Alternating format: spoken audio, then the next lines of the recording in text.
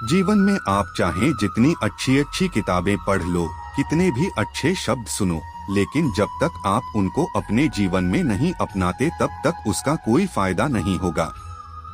हम जो शब्द बोलते हैं उनका चुनाव हमें बड़ी सावधानी से करना चाहिए, क्योंकि उन शब्दों को सुनने वाले व्यक्तियों पर उनका प्रभाव पड़ता है, फिर चाहे वह प्रभाव अच्छा हो अथवा बुरा। अगर हमें अपने सफलता के रास्ते पर निराशा हाथ लगती है, इसका मतलब यह नहीं है कि हम कोशिश करना छोड़ दें, क्योंकि हर निराशा और असफलता के पीछे ही सफलता छिपी होती है। जब तक आपके मन में नाराजगी के विचार पोषित होते रहेंगे, तब तक आपका क्रोध भी बना रहेगा। लेकिन जैसे ही आप नाराजगी के विचारों को भुला देंगे, वैसे ही आपका क्रोध भी गायब हो जाएगा। यदि 4 बातों का पालन किया जाए कि एक महान लक्ष्य बनाया जाए, ज्ञान अर्जित किया जाए, कड़ी मेहनत की जाए और दृढ़ मजबूत रहा जाए, तो इस जीवन में कुछ भी हासिल किया जा सकता है।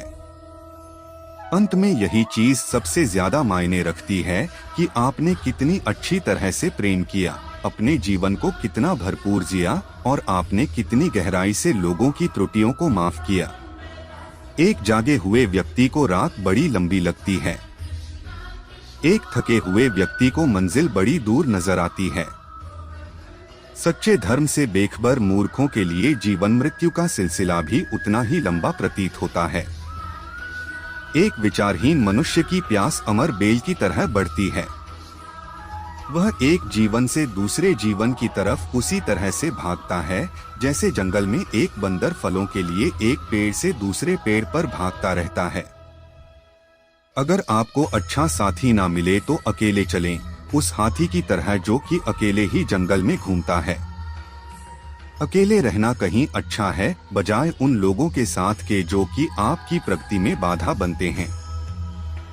जिस तरह से लापरवाह रहने पर घास जैसी नरम चीज की धार भी हाथ को घायल कर सकती है, उसी तरह से धर्म के असली स्वरूप को पहचानने में हुई गलती आपको नरक के दरवाजे पर पहुंचा सकती है।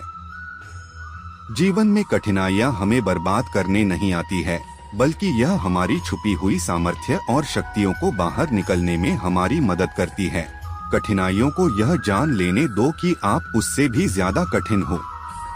एक समझदार व्यक्ति अपने भीतर की कमियों को उसी प्रकार से दूर कर लेता है जिस तरह से एक सुनार चांदी की अशुद्धियों को चुन चुन कर, थोड़ा थोड़ा करके और इस प्रक्रिया को बार बार दोहरा कर दूर करता है।